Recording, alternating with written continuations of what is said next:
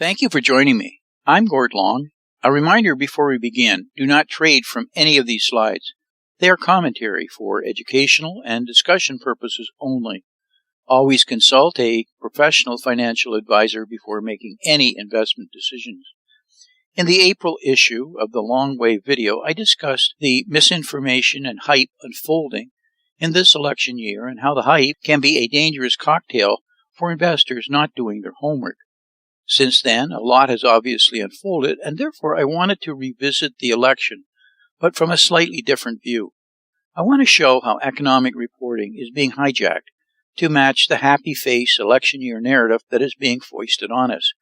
This is not in any way intended to criticize the current administration, but how both parties, when incumbent, operate behind the scenes, a process that gets worse with each presidential election whenever larger amounts of money flow. As such, I want to discuss the areas outlined here. The traditional promises of election goodies have already begun to be rolled out by both parties. Maybe, as an electorate during this election year, we should be asking whether we can actually afford what is being promised. However, that is irrelevant because, of course, we don't, and will, as usual, only focus on what is promised is going to make our lives better. However, as investors and not voters, we need to look at the election differently.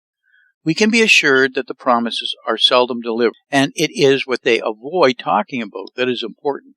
That includes unpopular subjects such as tax increases, festering unaddressed problems, and any reality that might unnerve the electorate and manifest into unpopular support.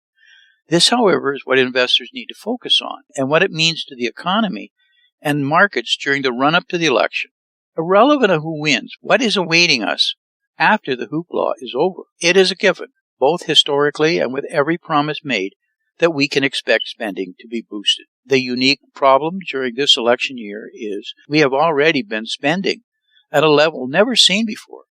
Increases of $1 trillion in the last 90 days are truly unprecedented.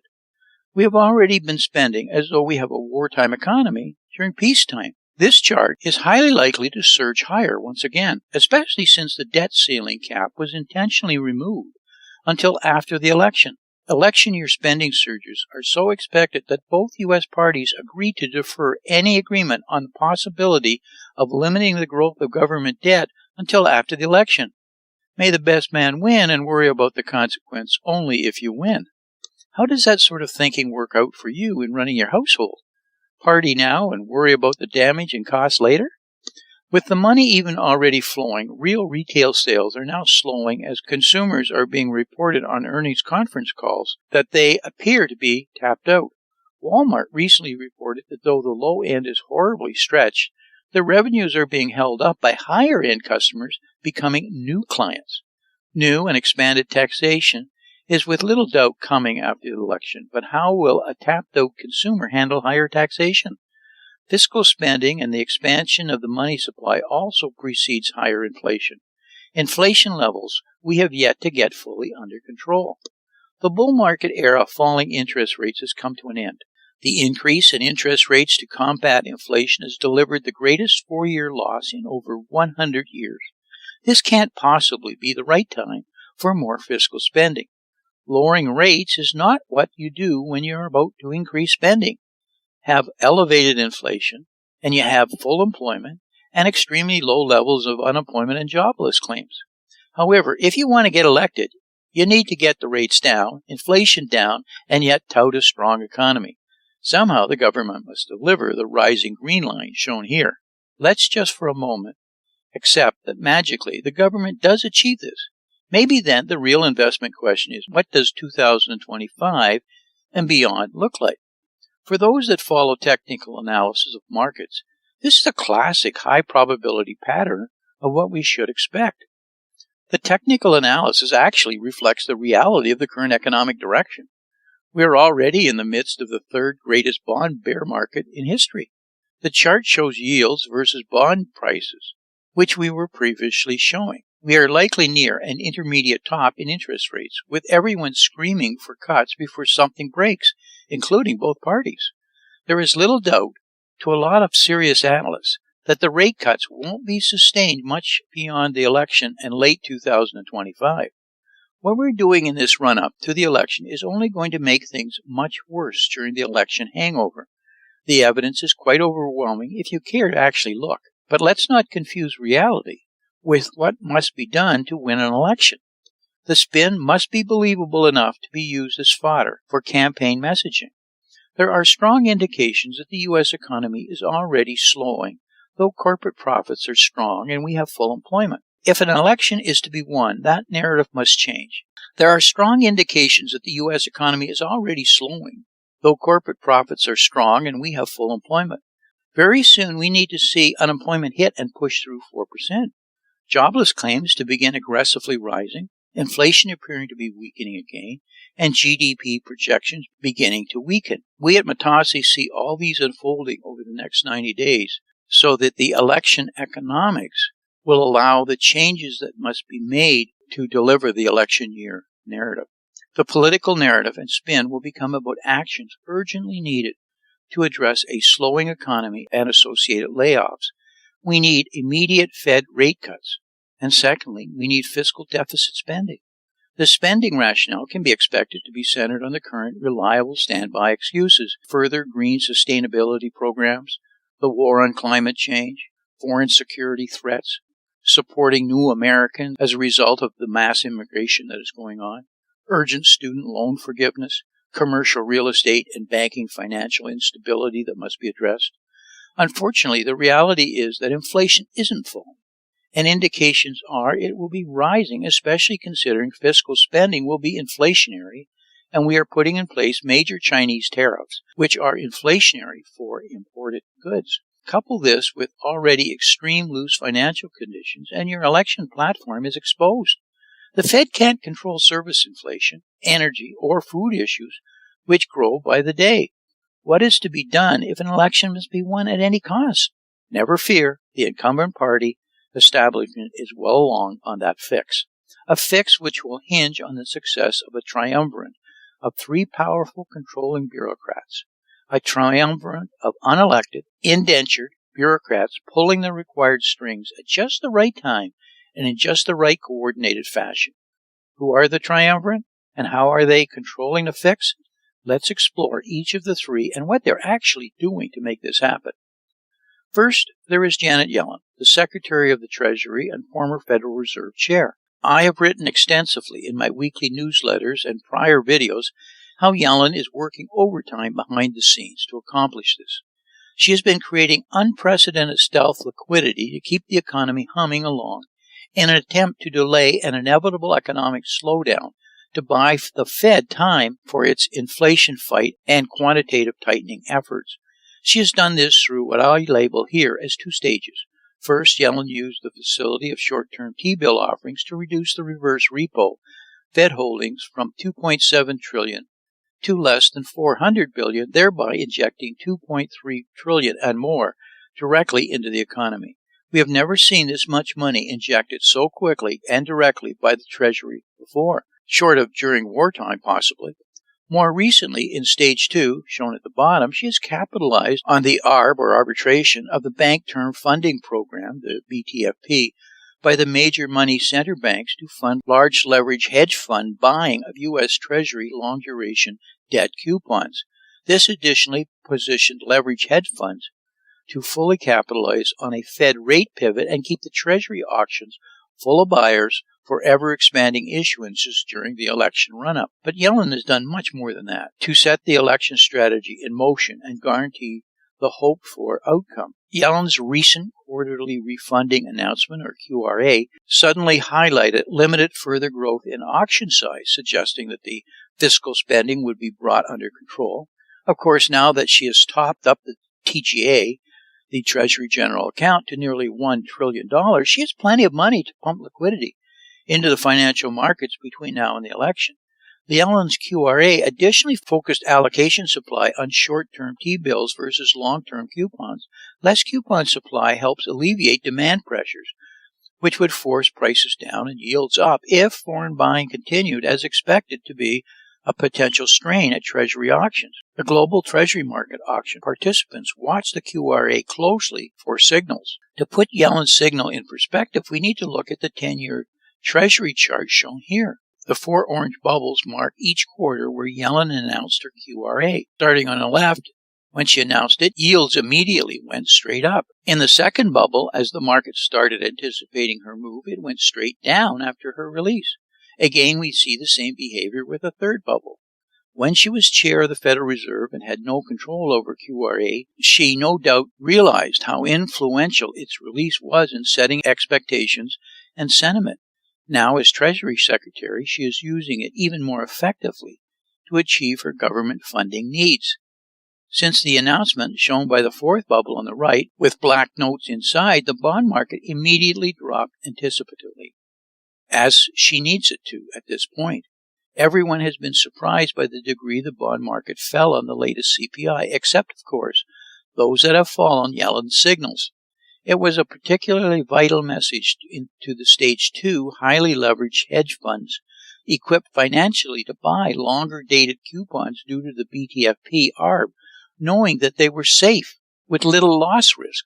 Falling yields would mean pure profit to the rising prices of their Treasury buys, and if this continues through the election, they're going to make a lot of money, but in addition to expend the growing auction requirements. On a longer 10-year Treasury view, you can see how nicely all this fits with achieving much lower interest rates on debt, new mortgages, refi, and relief to troubled banking assets. Of course, Yellen was not leaving anything to chance and continued.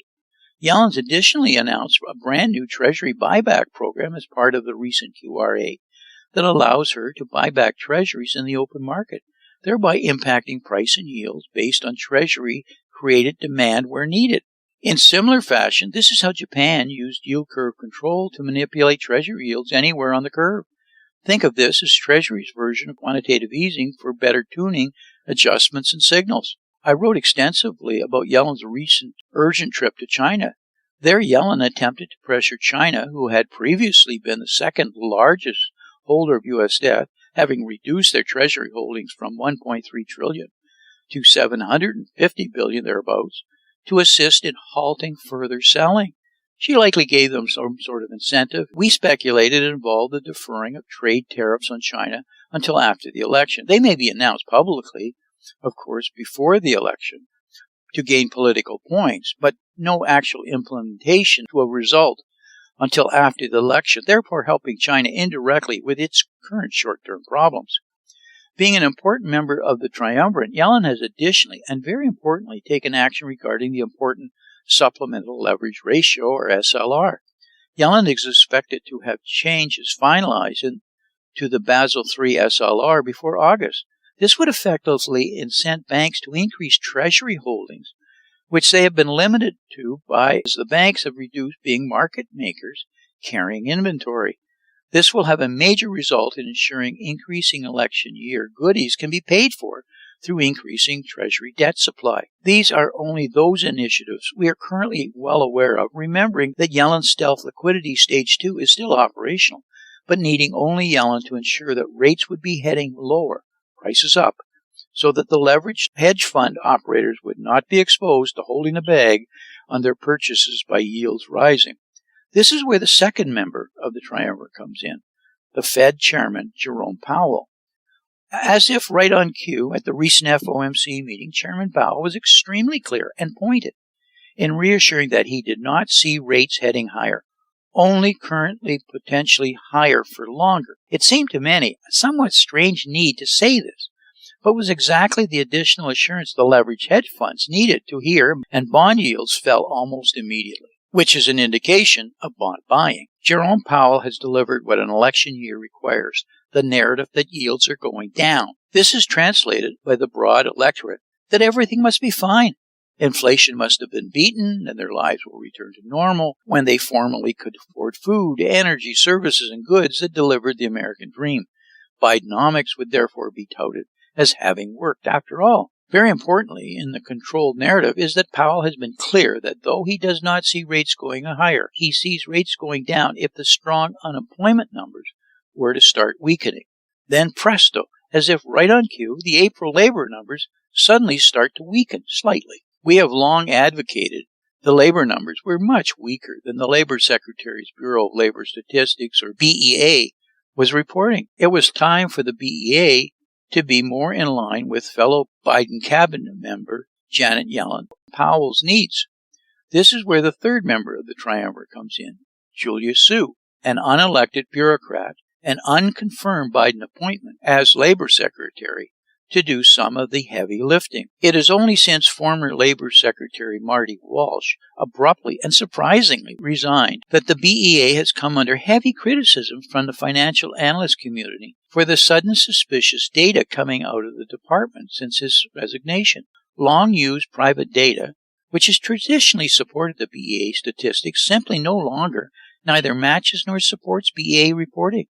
The divergences have become larger and more consistent. It has become such a major issue with professionals that it is amazing that more organized outcry is not being raised for an independent audit process being implemented. Issues with scoring budget proposals became such a similar political game years ago that an independent, nonpartisan process was forced to be implemented. Many analysts no doubt wonder whether we are at such a point with the BEA. I have documented endless cases over the last 2 years in my weekly newsletters of this. For example, this week, I laid out the serious problems occurring in small business, which employs 85% of the U.S. workforce. Small business is not hiring, reporting their hiring needs are falling as their bankruptcies explode.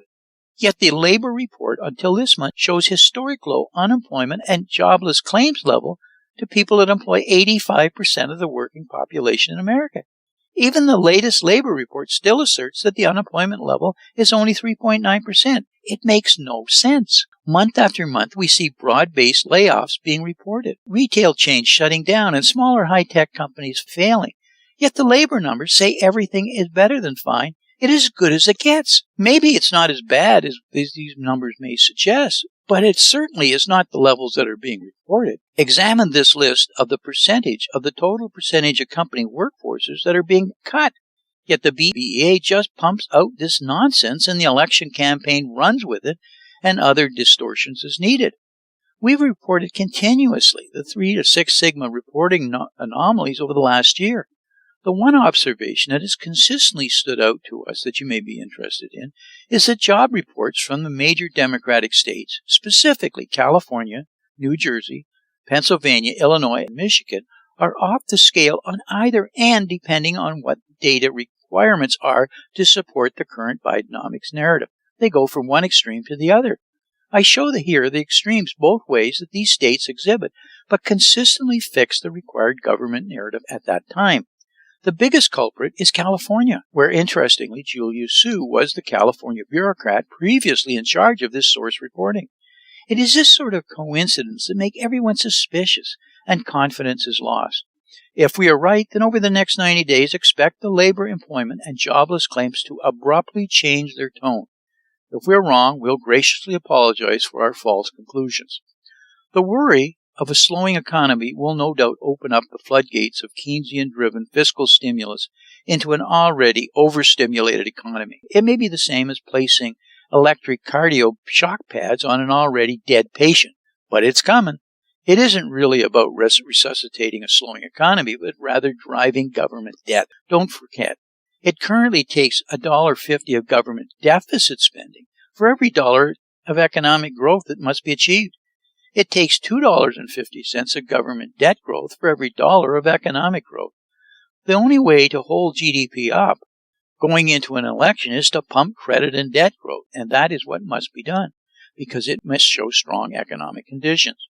As investors, our concern is the problems coming after the election.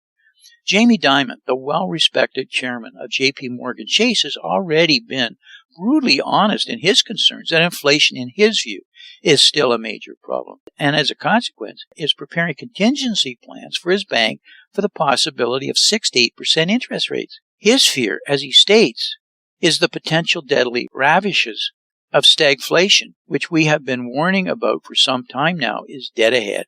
This year's election year economics may be the death knell, signaling the emergence of the onslaught of what we have been calling the beta drought decade. As I always remind you in these videos, remember, politicians and central banks will print the money to solve any and all problems until such time as no one will take the money or it is no value. That day is still in the future, so take advantage of the opportunities as they currently exist. Investing is always easier when you know with relative certainty how the powers to be will react. Your chances of success go up dramatically. The powers to be are now effectively trapped by policies of fiat currencies, unsound money, political polarization, and global policy paralysis. I would like to take a moment as a reminder, do not trade from any of these slides. They are for educational and discussion purposes only. As negative as these comments often are, there has seldom been a better time for investing. However, it requires careful analysis and not following what has traditionally been the true and tried approaches. Do your reading and make sure you have a knowledgeable and well-informed financial advisor. So until we talk again, may 2024 turn out to be an outstanding investment year for you and your family. And I sincerely thank you for listening.